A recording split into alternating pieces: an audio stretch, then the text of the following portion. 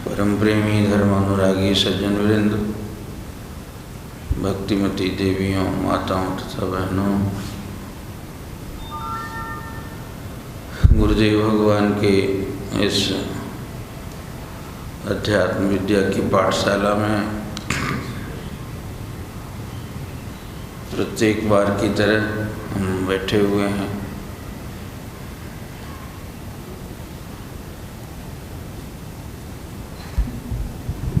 यह संत की पाठशाला है।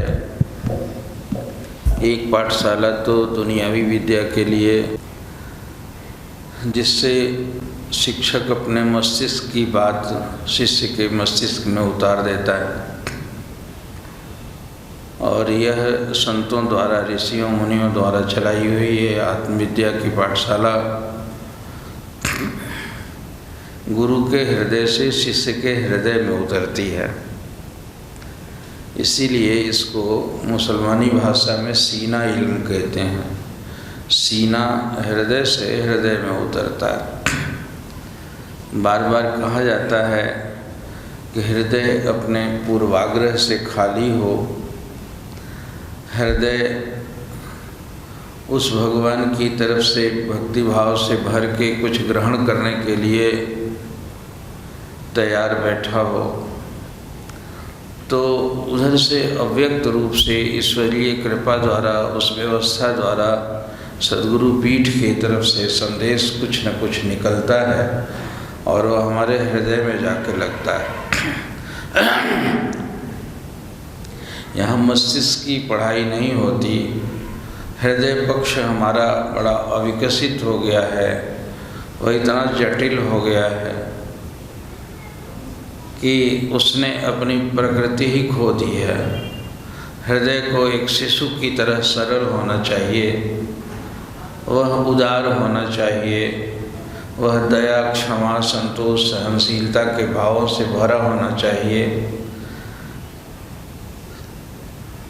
वह वैसा नहीं है।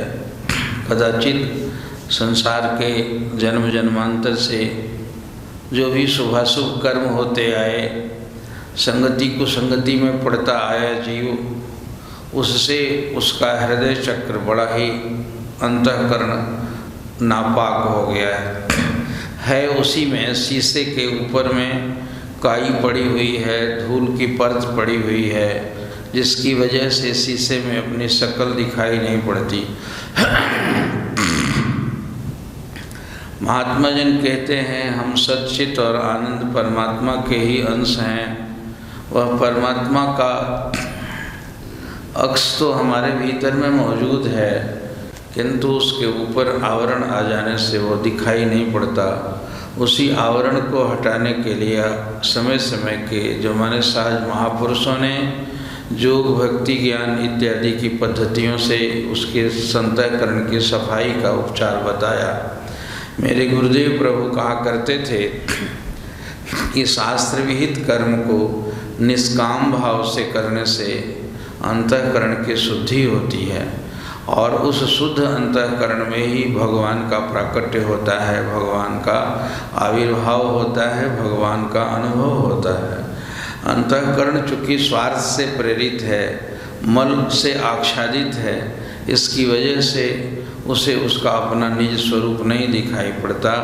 आईना के ऊपर में, पानी के ऊपर यदि शक्ल देखने लगें तो पानी साफ भी है, दिन का समय भी है, लेकिन शक्ल नहीं दिखाई पड़ती, इसलिए कि पानी में लहरें उठ रही हैं, निरंतर आवाज़ रूप से उसमें लहरें उठ रही हैं, बैठ रही हैं, जिसकी वजह से शक्ल बिगड़ जाती है, उसमें दिखता नहीं। हाँ, पानी की लहरें यदि उसके ऊपर पड़नी बंद हो जाएं और पानी स्थिर हो जाए तो अपना स्वरूप उसमें दिख जाता है। उसी प्रकार से अंतःकरण के में मन विक्षेप होते रहता है, हरदम कोई न कोई विक्षोभ से चित्त आंदोलित होते रहता है, संकल्प और विकल्पों की लहरें उठा करती हैं, जिसकी वजह से हम उसको देख नहीं पाते हैं, लख नहीं पाते हैं। उसको हटाने के लिए आचार्यों ने भजन साधन तो बताया है, लेकिन भजन साधन से भी पहले महापुरुष कहते हैं, संत कहते हैं कि एक जन्म गुरु भक्ति कर, दूजे में जप नाम, तीजे में कैवल्य पद और चौथे में निज धाम। एक जन्म में गुरु की सेवा करो और फिर जब खूब सेवा से हृदय मांझ दिया जाएगा तब दूसरे जन्म में जप करने की भूमिका बनेगी। कारण कि जब तक भूमि के अंदर में तमाम घास फूस इत्यादि का निकोनी नहीं हो जाएगा, भूमि तैयार नहीं हो जाएगी, तो बीज पड़ेगा भी तो बीज ऊपर ही रह जाएगा, उसमें अंकुरण नहीं होगा। तो उसी तरह से हृदय में को मांझने के लिए, इसको सफाई करने के लिए कहा कि गुरु भक्ति करो, गुरु के अधीन रहकर सेवा करो, और उस सेवा से अंतःकरण साफ होगा तो दूसरे जन्म में नाम जपेगा, और दूसरे जन्म में नाम जपने के बाद तब तीसरे में कैवल्य पद और चौथे में मुक्ति गति की स्थिति प्राप्त होगी। टके गज के हिसाब से आजकल तो पोस्टरों में कई संस्थाओं वाले लिख देते हैं कि हमको 11,000 रुपया जमा करोगे तो हम आत्म साक्षात्कार करा देंगे, इतने हजार जमा करोगे तो हम कुंडलनी जगा देंगे। एक तरफ तो जमा करने का लालच पड़ा हुआ है। ऋषियों ने जो इस ज्ञान को दिया उन्होंने तो हाँ बताया, उसकी कीमत जरूर ली, ये कीमत वो पैसों में नहीं, उसके मन को ले लिया अपने आप में। चाहे वो आज में वो भूमिका तैयार हो जाए, चाहे कितने दिनों के बाद में हो, जब उसको ग्रहण करने के लायक बनेगा तब उसको वे दे देते थे, वे डाल देते थे उसके अंदर में, और उसका प्रकाश हो जाता था। कई गुरुओं ने, एक राजा ने कहा जाके एक फ़कीर से कि आप इतने मस्त क्यों रहते हो बाबा जी, मैं तो राजमहल में बैठा हुआ, मैं बिस्तर पर मखमली सेजों के ऊपर में रात भर में करवटें बदलता रहा, मुझे नींद नहीं आई, और देखा कि पेड़ के नीचे आप ज़मीन पे सोए हो, बिछाने को भी कुछ नहीं है, तब भी गहरी नींद में सोए रहे। तो तुम्हारे पास कोई दौलत है क्या कि जिस गरूर में इतने मस्ती में रहते हो तुम, और मेरे पास तो इतना ऐश्वर्य होते हुए भी मैं बेचैन रहता हूँ, रात दिन कोई न कोई फिक्र दुश्चिंताओं में पड़ा रहता हूँ, तो उस थोड़ा सा अपनी मस्ती का वो धन मुझे दे नहीं दोगे? तो फ़कीर ने कहा कि दे देंगे उसकी कीमत। उन्होंने कहा जो कहो आप कीमत। कहा तो वहाँ दरिद्र आदमी है, तुम्हारे पास कीमत देने के लिए है नहीं।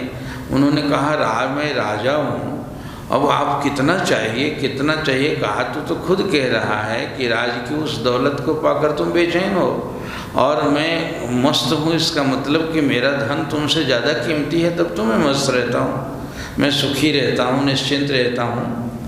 तो फिर कहा कि आप पैसे में ना दोगे तो मुफ्त में दे दो। कहा मुफ्त की पाई हुई चीज़ की कोई कीमत नहीं करता है, इसलिए मुफ्त में भी नहीं दूंगा। तो कहा आप कैसे दोगे? तो कहा कि मेरी आज्ञा में रहना पड़ेगा, और आज्ञा में रह के कुछ दिन तक तुम्हें परखूंगा कि उस धन को रखने के अधिकारी तुम बने कि नहीं बने, तब तुम्हें वो दे दूंगा।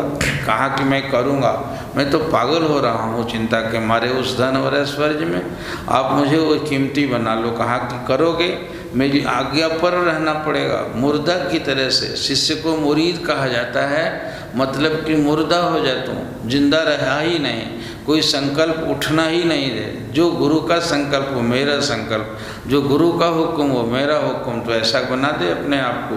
कहा कि हाँ करूँगा, आप बताइए, परीक्षा लीजिए हमारी। उन्होंने राजा था, कहा कि राजसी कपड़े उतार दो। कहा उतार दिया। कहा ये गुदड़ी पहन लो।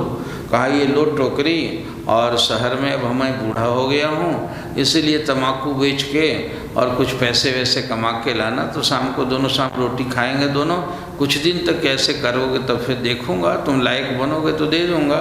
अब वो राजा और बेचैन हो जाए आदमी तो क्या नहीं करोगे। अब बताओ, सारे सिर में इतने जोर का दर्द हो कि माथा फट रहा हो, और सिरहाने 50,000 रुपया रखा हुआ हो, तो रुपया क्या करूँगा, लेके सिर पीटने से तो निकलेगा नहीं।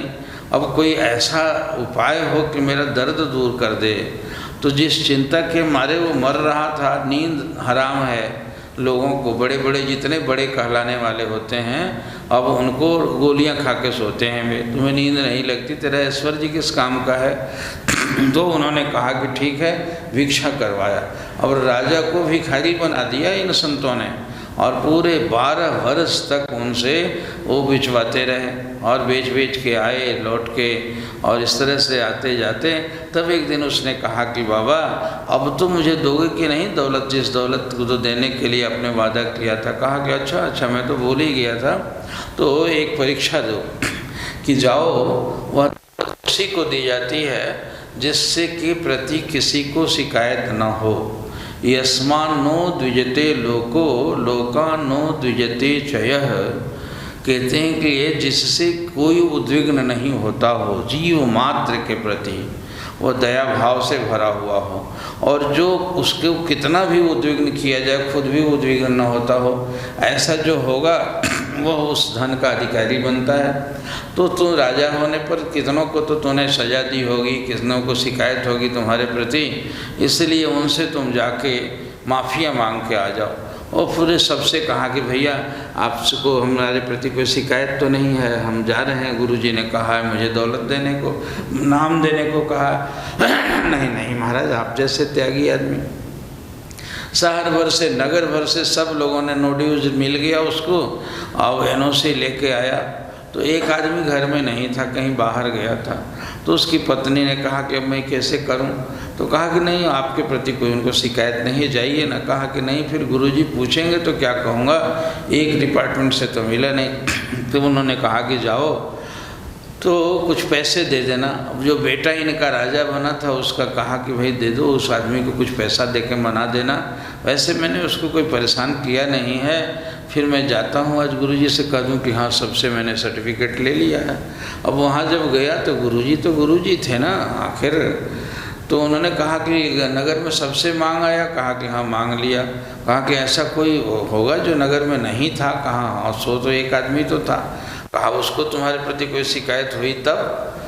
तो कहा कि नहीं शिकायत तो नहीं है हुजूर, लेकिन मैंने इंतज़ाम कर दिया है। क्या इंतज़ाम किया है? कहा बेटा को मैंने कह दिया है 100 रुपये दे देना उसको, और मेरे प्रति उसको क्षमा मांगा देना। कहा कि तुमको याद था इतना दिन भिखारी बनने के बाद कि मैं यहाँ का राजा था, मेरा कोई बेटा भी है, मेरी कोई दौलत भी है, यही तो सबसे बड़ा आफत है। उस आध्यात्मिक विद्या को उसको संभालने के लायक तो तू अभी बना ही नहीं है, तेरे दिल के किसी कोने में था ना, इसका मतलब कि अभी 12 साल और भीख मांगो ताकि ये निकल जाए। कारण कि चिनगारी तो बहुत ज़्यादा भभकी हुई चिनगारी थोड़ी सी भी है, ये भी यदि रह जाएगी तो फिर ये आग का रूप ले लेगी और फिर जला देगी तुम्हें। तो उन्होंने फिर किया। तो ये शिवली एक संत हुए हैं, उनकी कहानी है ये। जुनैद उनके गुरु थे जिन्होंने इस तरह से करने के लिए दिया। सारे गुरुओं ने कैसा करवाया। कबीर के पास में कोई राजा कोई उनका चेला बन गया था, और उनके यहाँ रात दिन छोटे छोटे काम करवाते हैं गुरु लोग। नीच टहल गृह के सब करी हों, पद पंकज बिलो की बहुत तरी। नीच टहल करना, छोटा से छोटा काम करा, बड़ा करने में सेवा भी बहुत बड़ी हो तो गुमान चढ़ जाता है कि हाँ मैं तो ये करता हूँ, मैं तो कैशियर हूँ आश्रम का, हैं, और सबका जूता झाड़ने का ड्यूटी लग जाए और तुम्हें कुछ बुरा ना लगे तब तो समझो तुम। तो इस तरह से उससे छोटे से छोटे काम करवाते थे। राजा ही था बेचारा, छोड़ के आ गया था। गुरु का ज्ञान कितना महंगा है। तभी तो कबीर इत्यादि ने कहा कि शीश दिए जो गुरु मिले तो भी सस्ता जान, सिर देने पर भी यदि गुरु मिल जाए तो भी सस्ता समझो कि सस्ते मिल गए। तो उनकी पत्नी थी जो कबीर बाबा, उन्होंने कहा कि महाराज आपके यहाँ इतना दिन से बेचारा इतना बड़ा आदमी टहल कर रहा है, और आपका क्या, उसका क्या बनाया आपने? और राजा आदमी से दिन भर मिट्टी ढुलवाते हो, दिन भर कीचड़ साफ करता रहता है, और आपको ये भी पता नहीं चलता कि कौन आदमी किस तरह का है। और आपने तो क्या बनाया उसका? इतना बड़ा त्यागी को इतना छोटे काम में लगा रखा। कहा कि अब देख रहा हूँ कृपा के लायक बनेगा तब। तो कहा अब कृपा के लायक कैसे बनेगा? कहा तुमने तो कह दिया है कि हाँ राज छोड़ के आके आपके यहाँ साधु बन गया है, लेकिन छोड़ा है कि नहीं ये तो मैं देखता हूँ ना। छोड़ना तो बाहर से छोड़ना थोड़े होता है, भीतर से छूटा है कि नहीं। तो उसने कहा कि भाई अब कैसे छूटेगा, कितने साल से तो आपके यहाँ झाड़ू लगा रहा है। तो उन्होंने कहा कि जाओ कल स्नान करके जब आएगा तो छत पर चढ़े रहना और घर का बुहारन झाड़ू जो होता है उसके सिर पर डाल देना।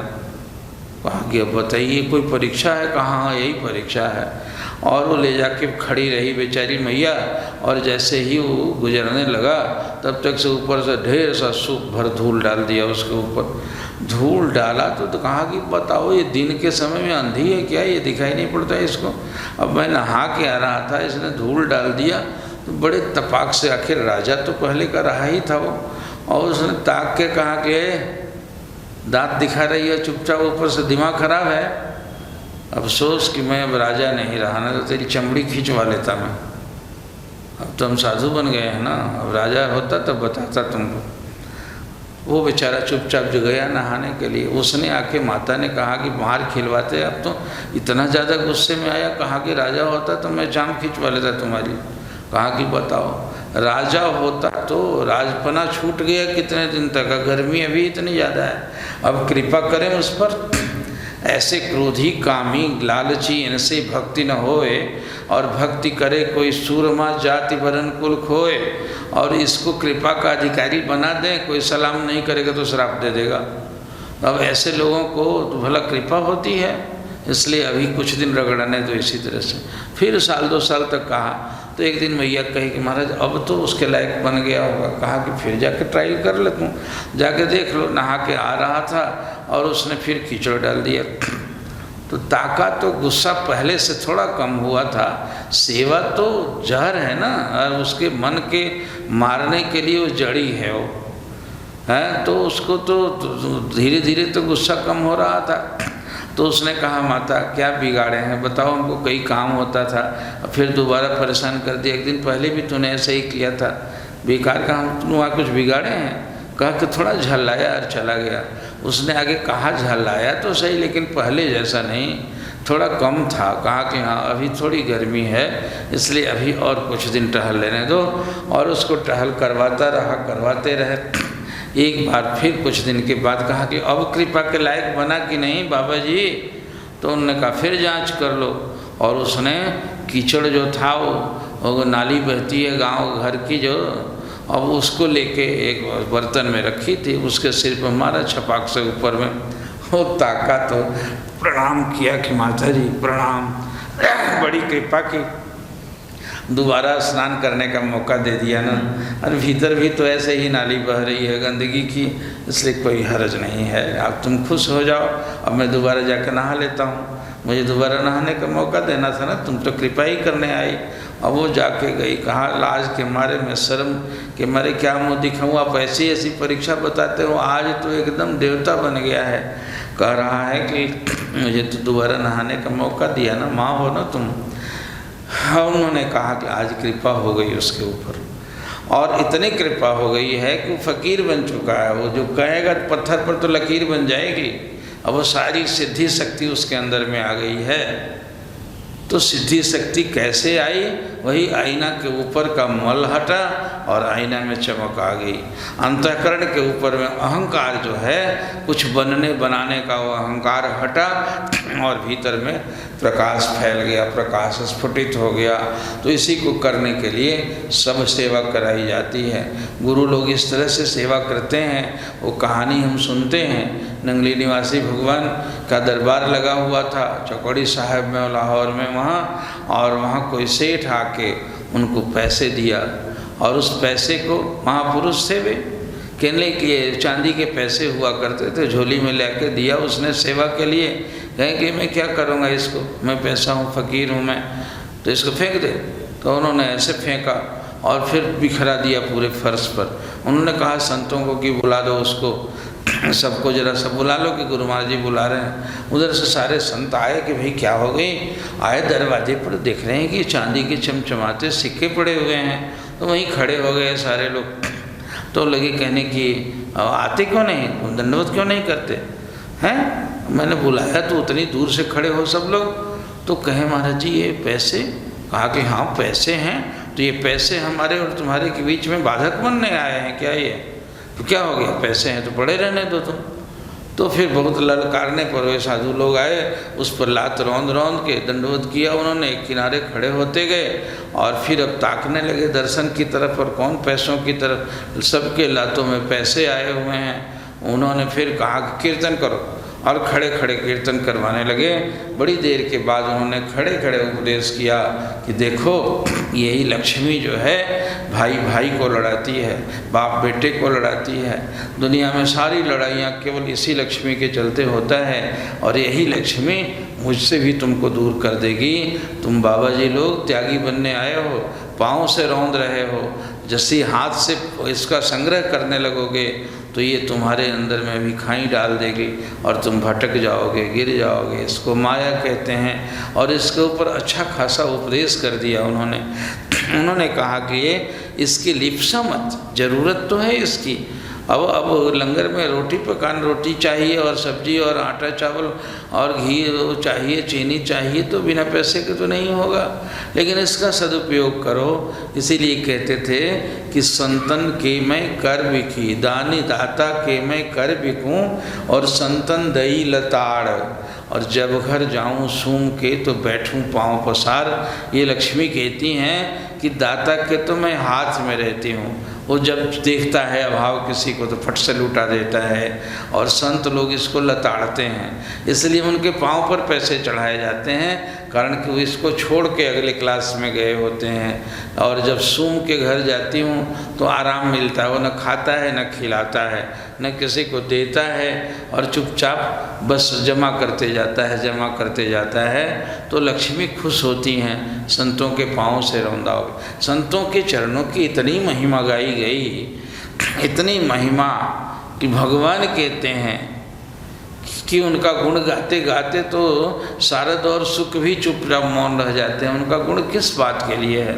जिस चीज़ ने संसार को गर्क कर दिया, जिस चीज़ के अभाव में सारी दुनिया के लोगों की खुशियां गायब हैं, सारे लोगों के अंदर में द्वेष की आग जल रही है, लोभ की अग्नि प्रज्वलित हो रही है, भट्ठी जल रही है, और वो साधु उसको रौंद के जाता है, उसको ला करके जाता है। आज परमहंस बाबा की इतने संतों की, महापुरुषों की, इनकी गुरुओं की इतनी आरतियाँ अभ्यर्थना की जाती है। सारे संसार के तमाम राग प्रपंच को छोड़ कर ये जाते हैं। जिस चीज़ को पकड़ने के लिए दुनिया के लोग हाथ बढ़ाते हैं, वो उस माया से मुँह मोड़ के उधर को जाते हैं, और फिर माया उनके पीछे आ जाती है, फिर उनकी सेवा भी करती है उनके दरबार की।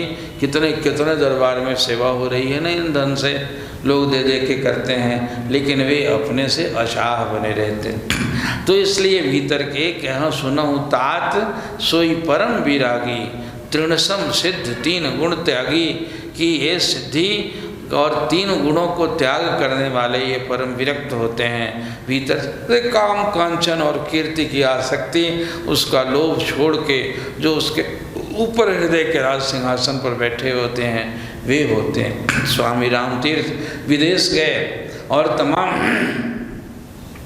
वहाँ धूम मचा के रख दिया कि वे वेदांत ज्ञान से कितनी बुलंदी थी इन महापुरुषों को। वहाँ से अंतिम दिन उनका फेयरवेल था, तमाम विदाई होनी थी। विदेश से आ रहे थे अपने स्वदेश में, हल्ला मच गया था, पूरी अमेरिका को आंदोलित कर दिया वेदांत के अपने लेक्चर से।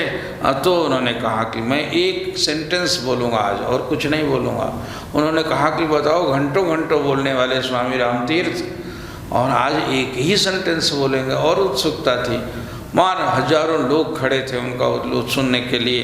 अंतिम विदाई समारोह में जब मंच पर आए, माइक पकड़ा तो क्या कहा, जिसको विषय नहीं हिलाते वह विश्व को हिला सकता है।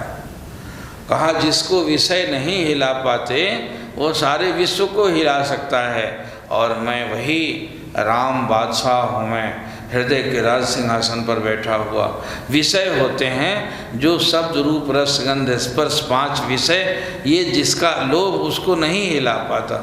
उतर के उठे, तालियां बज गईं, और जब नाश्ता कराया जाने लगा तो वहाँ के सबसे एक अमीर की के घर की उसकी महिला ने उनको आके $50,000 का, उन दिनों में 1901 के पहले की बात है, और उतना चेक काट के दिया उस चेक को देखते ही कहा कि आपका देश गुलाम है और इसमें ले जाके यूनिवर्सिटी बनाइएगा, आप कोई बड़ा उपहार का काम कीजिएगा, उपकार का, आप ले लीजिए इसको स्वामी जी, ये बहुत बड़ा धन है ये। और उन्होंने ऐसे फाड़ते हुए उस चेक को फूंक मार के कहा कि देवी मुझे परखने चली हो क्या, मैं बादशाह राम परमहंस राम हूँ मैं। और उनको दुत्कार के फूंक दिया, उनके चरणों में आ गई। ये जो अभी स्टेज पर कहा था वो करके दिखा दिया। इस संपत्ति से विषय ही तो खरीदा जाता है और उसको फूंक लगा के उड़ा दी। तो उस विषय की लिप्सा को ख़त्म करना, केवल विषय नहीं छूटते हैं, आँख को की लिप्सा ख़त्म करना, न कि आँख फोड़ लेना, नाक की लिप्सा को कर देना, ऐसा नहीं कि नाक बंद कर लेना, जीभ की रसना की लिप्सा को छोड़ देना, न कि उसको जीभ को काट देना, कान की लिप्सा को छोड़ देना, इसलिए कि ये चुगली करना छोड़ के भगवान की कथा भी तो उसी कान से सुनी जा सकती है, भगवान का रूप भी तो उसी आँख से देखा जा सकता है, भगवान का चरणामृत भी तो उसी मुँह से पान किया जा सकता है। तो इसके शुभ पक्ष को ले लो, अशुभ में जो निवृत्त रहता है उसका पलट देना है केवल, और उसको पलटा हो जाने के बाद ही देवता बन जाता है, ये राक्षस साक्षर बन जाता है उलट देने के बाद में। तो इसी तरह से उन विषयों की लिप्सा को छुड़ाने के लिए साधना सिखाई जाती है। और हमारे दरबार में हमारे गुरुदेव की मान्यता के मुताबिक आत्म साक्षात्कार के लिए, मन के अंतःकरण को शुद्ध करने के लिए सेवा से अच्छा साधन कुछ नहीं है। सेवा से मन धुल जाता है, अंतःकरण साफ हो जाता है और भगवान अपने आप प्रकट हो जाता है, सेव्य की कृपा हो जाती है। तो इस सेवा के दरबार में हम बैठे हैं, हमें सेवा का भी मान, दान का भी, भजन करने का भी, अध्ययन का भी मान हो जाता है। हम बहुत सी किताबें पढ़े हैं, हम बहुत सी बातें जानते हैं, जानना और पढ़ना भी कभी अज्ञान में आ जाता है।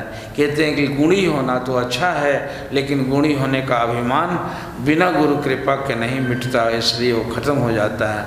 कुल मिला के घुमा फिरा के जीवन में कोई संत उतरा हो, जीवन में कोई गुरु उतरा हो, वही भाग्यशाली है। सब कुछ प्राप्त कर लेने के बाद यदि जीवन में संत नहीं है, एक आदर्श नहीं है जीवन, कारण कि धर्म बाहर पकड़ने की चीज़ तो है नहीं। इन धर्म प्राण महापुरुषों के और संतों के और गुरुओं के अंदर में वह धर्म उतरा होता है। उनके चरणों को उस चींटी की तरह से दृढ़तापूर्वक पकड़े रहने से ही हमारे ये लोक परलोक सुधर जाते हैं, हमारी यात्रा पूरी हो जाती है और हम ऊपर के मुकामों के राही बन के भगवान का दर्शन करने के अधिकारी बन जाते हैं। हरिओम तत्सत। बोली दयालु सद्गुरुदेव भगवान की जय। ओम गजाननं भूतगणादिसेवितं कपित्थजम्बूफलचारुभक्षणं उमासुतं शोकविनाशकारकं नमामि विघ्नेश्वरपादपं। हरि ओम ब्रह्म प्रणाम प्रणाम गुरुपनि प्रणाम सब संत करत मंगलाचार्य नासत विघ्ननंत। नमोस्तनंताय सहस्रमूर्तये सहस्रपादाक्ष शिरोरुबाहवे सहस्रनाम्ने पुरुषाय शाश्वते सहस्रकोटि युगदा। नमो सद्गुरुं सच्चिदानन्दरूपं नमो सद्गुरुं ज्ञानदाताय अनूपं नमो सद्गुरुं सत्स्वरूपं विकासं नमो सद्गुरुं भानुमत सुप्रक नमो सद्गुरुं बुद्धिविद्या प्रदाता नमो सद्गुरुं सृष्टिकर्ता विधाता नमो सद्गुरुं वेद ब्रह्मा स्वरूपं नमो सद्गुरुं भूप भूपाल नमो सद्गुरुं काल कालं करालं नमो सद्गुरुं भक्तमानसमरालं नमो सद्गुरुं दास पापं प्रहारी नमो सद्गुरुं निर्गुणं निर्विकारी। कृपाउदधि गुरुदेव के लहर वचन अनमोल भक्ति योग के भेद को दियो पलक में खोल। त्वमेव माता च पिता त्वमेव त्वमेव बंधुश्च सखा त्वमेव त्वमेव विद्या द्रविणं त्वमेव त्वमेव सर्वं मम देव। कर्पूरगौरं करुणावतारं संसारसारं भुजगेन्द्रः सदा वसन्तं हृदयारविन्दे भवं भवानी सहितं नमामि भवं भवानी सहितं नमामि।